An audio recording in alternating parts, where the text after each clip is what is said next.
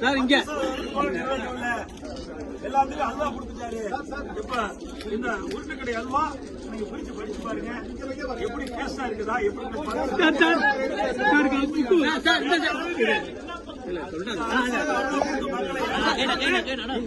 உணர வேண்டும்.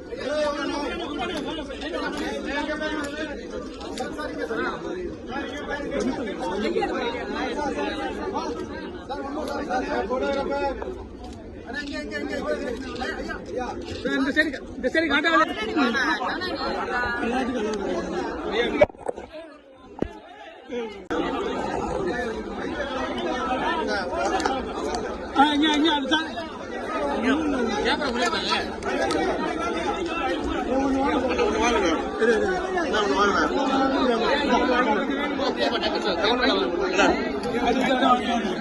இன்னொரு